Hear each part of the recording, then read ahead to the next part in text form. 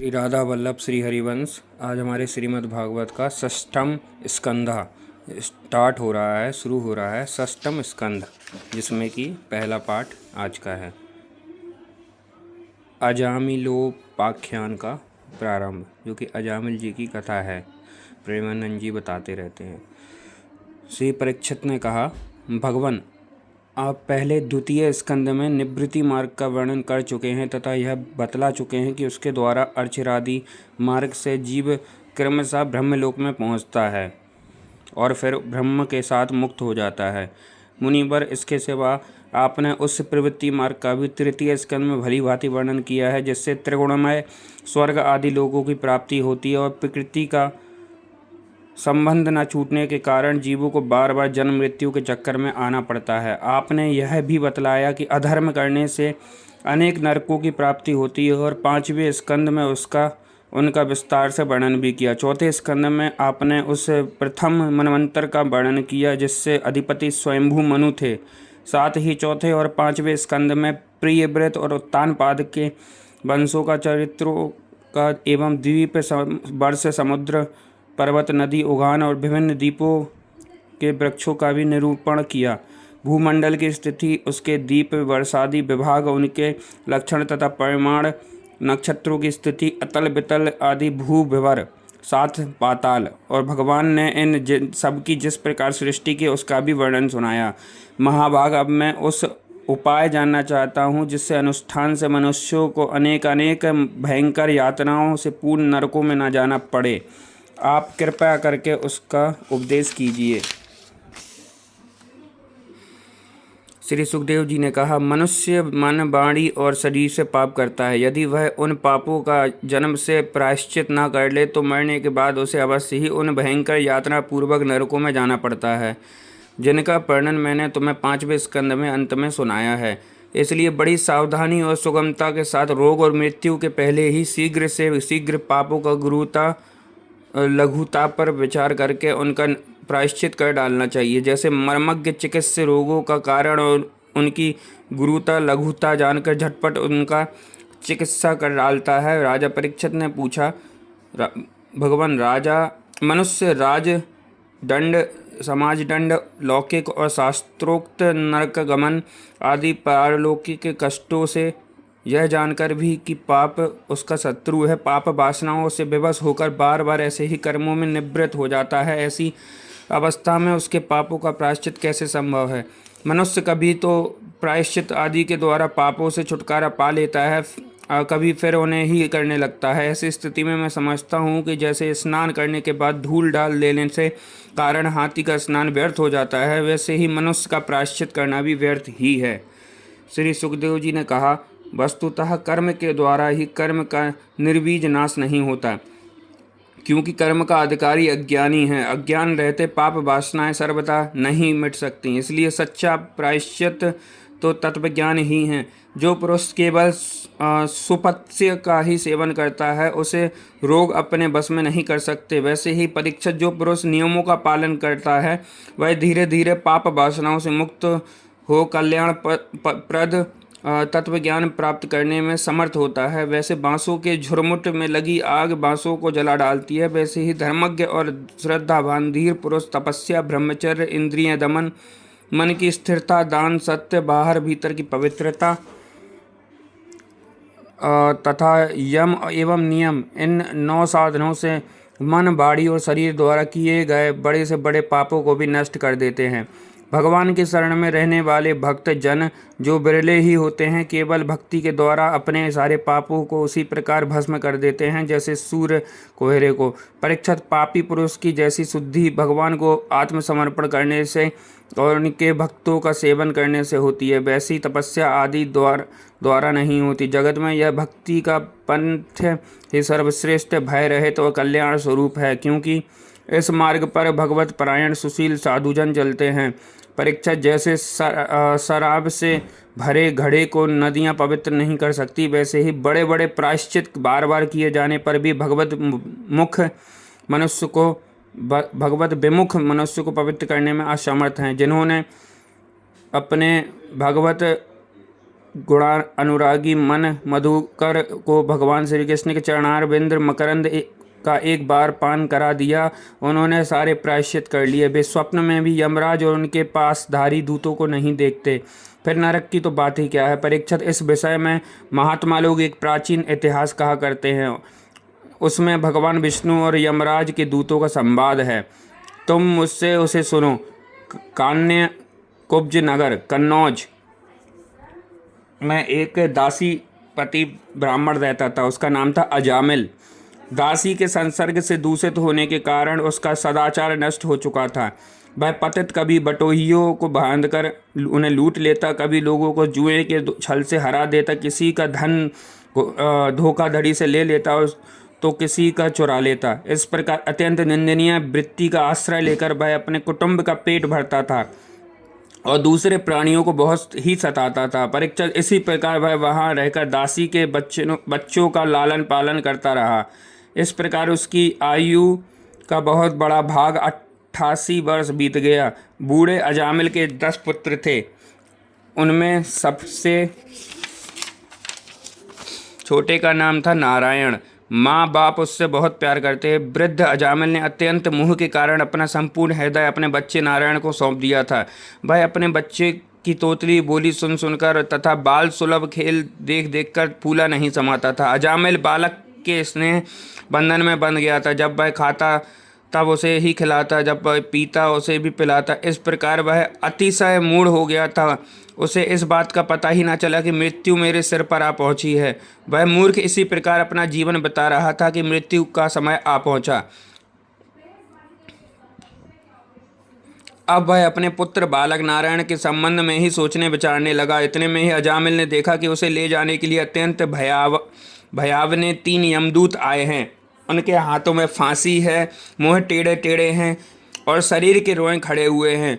उस समय बालक नारायण वहाँ से कुछ दूर ही खेल रहा था। यमदूतों को देखकर अजामिल अत्यंत व्याकुल हो गया और उसने बहुत ऊंचे स्वर से पुकारा, नारायण। भगवान के पार्षदों ने देखा कि यह मरते समय हमारे स्वामी का नारायण नाम ले रहा है, उनके नाम का कीर्तन कर रहा है। अंततः वे बड़े बेग से झटपट वहाँ आ पहुँचे। उस समय यमराज के दूत दासीपति अजामिल के शरीर से उसके सूक्ष्म शरीर को खींच रहे थे। विष्णु दूतों ने उन्हें बलपूर्वक रोक दिया। उनके रोकने पर यमराज के दूतों ने उनसे कहा, अरे धर्मराज की आज्ञा का निषेध करने वाले तुम लोग हो कौन? तुम किसके दूत हो? कहाँ से आए हो और इसे ले जाने में हमें क्यों रोक रहे हो? क्या तुम लोग कोई देवता, उपदेवता अथवा सिद्ध श्रेष्ठ हो? हम देखते हैं कि तुम सब लोगों के नेत्र कमल दल के समान कोमलता से भरे हैं। तुम पीले पीले रेशमी वस्त्र पहने हो, तुम्हारे सिर पर मुकुट, कानों में कुंडल, गले में कमल के हार लहरा रहे हैं। सबकी नई अवस्था है। सुंदर सुंदर 4 भुजाएं हैं। सभी के कर कमलों में धनुष, तरकस, तलवार, गदा, शंख, चक्र, कमल सुशोभित है। तुम लोगों की अंग कांति से दिशाओं का अंधकार और प्राकृत प्रकाश भी दूर हो रहा है। हम धर्मराज के सेवक हैं, हम तुम लोगों को क्यों रोक रहे हो? श्री सुखदेव जी कहते हैं, परीक्षित जी, जब यमदूतों ने इसी प्रकार कहा तब भगवान नारायण के आज्ञाकारी पार्षदों ने हंसकर मेघ के समान गंभीर वाणी से उनके प्रति यूँ कहा।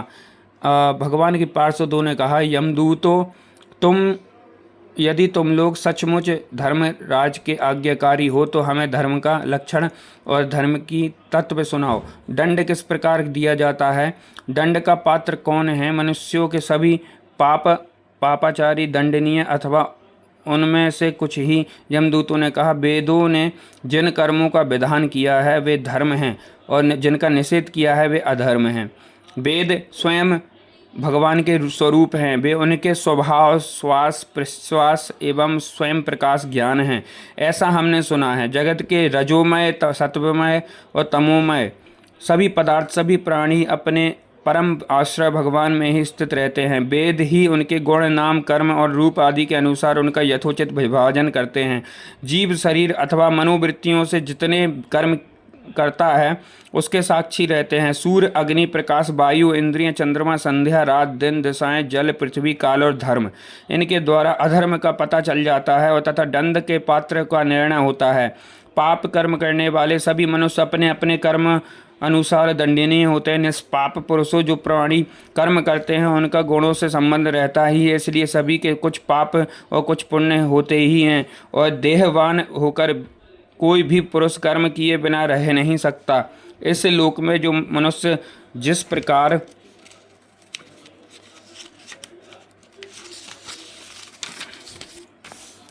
प्रकार का और जितना अधर्म या अधर्म करता है, वह परलोक में उसका उतना ही पैसा ही फल भोगता है। देव शिरोमणियों, सत्व, रज और तम, इन तीन गुणों के भेद के कारण इस लोक में भी तीन प्रकार के प्राणी दिख पड़ते हैं। पुण्यात्मा, पापात्मा। पुण्य पाप दोनों से युक्त अथवा सुखी दुखी और सुख दुख दोनों से युक्त। वैसे ही परलोक में भी उनकी त्रिविधता का अनुमान किया जाता है। वर्तमान समय ही भूत और भविष्य का अनुमान करा देता है, वैसे ही वर्तमान जन्म के पाप पुण्य भी भूत और भविष्य जन्मों के पाप पुण्य का अनुमान करा देता है। हमारे स्वामी अजन्मा भगवान सर्वस्व यमराज सबके अंतःकरणों में विराजमान है, इसलिए वे मन से ही सबके पूर्व रूपों को देख लेते हैं। वे साथ ही उनके भावी स्वरूप का भी विचार कर लेते हैं।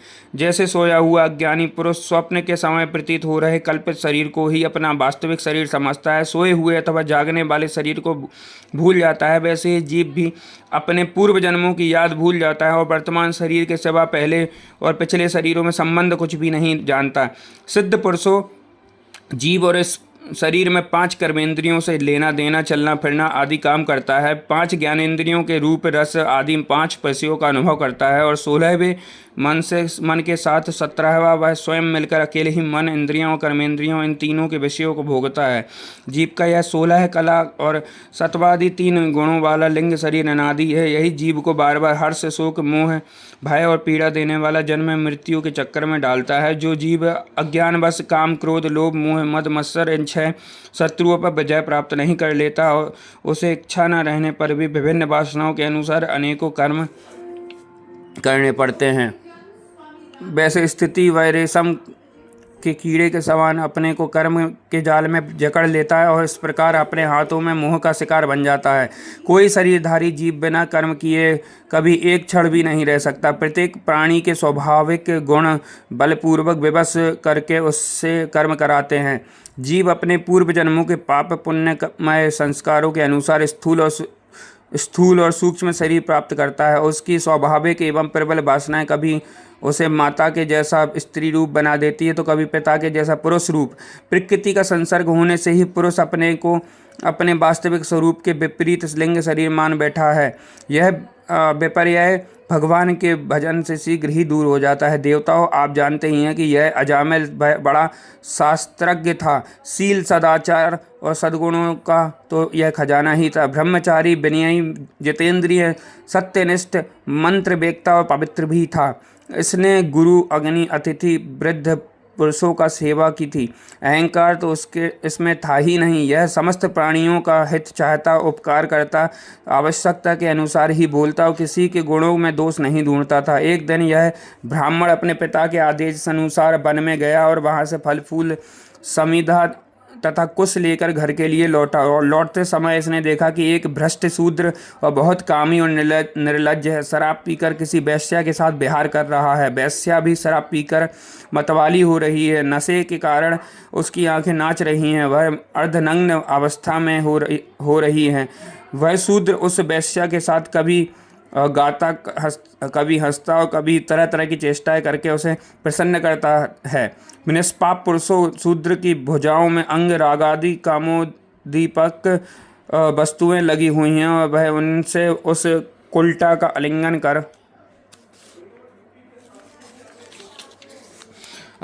रहा था। अजामिल उन्हें इस अवस्था में देखकर सहसा मोहित और काम में बस हो गया। यद्यपि अजामिल ने अपने धैर्य और ज्ञान के अनुसार अपने काम वेग से विचलित मन को रोकने की बहुत चेष्टाएं की, परंतु पूरी शक्ति लगा देने पर भी वह अपने मन को रोकने में असमर्थ रहा। उस वेश्या को निमित्त बनाकर काम पिशाच ने अजामिल के मन को ग्रस लिया। इसकी सदाचार और शास्त्र संबंधी चेतना नष्ट हो गई। अब यह मन ही मन उस वेश्या का चिंतन करने लगा और अपने धर्म के विमुख हो गया। अजामिल सुंदर सुंदर वस्त्र, आभूषण और आदि वस्तुएं जिनके यह वह प्रसन्न होती ले आता यहाँ तक कि इसने अपने पिता की सारी संपत्ति देकर भी उसी कुल्टा को रिझाया। यह ब्राह्मण उसी प्रकार की चेष्टा करता जिससे वह वैश्या प्रसन्न हो। उस स्वच्छंद चारिणी कुल्टा की तिरछी चितवन ने इसके मन को कुछ ऐसा लुभा लिया कि इसने अपनी कुलीन नव युवती विवाहिता पत्नी तक का परित्याग कर दिया।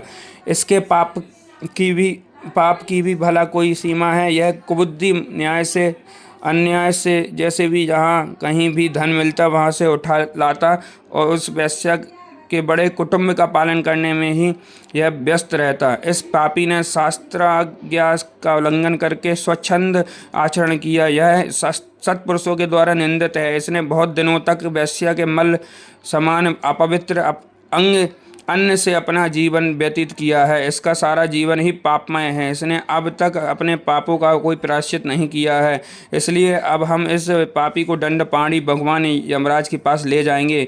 वहाँ यह अपने पापों का दंड भोगकर शुद्ध हो जाएगा। श्री कृष्णाम चरण अस्तु।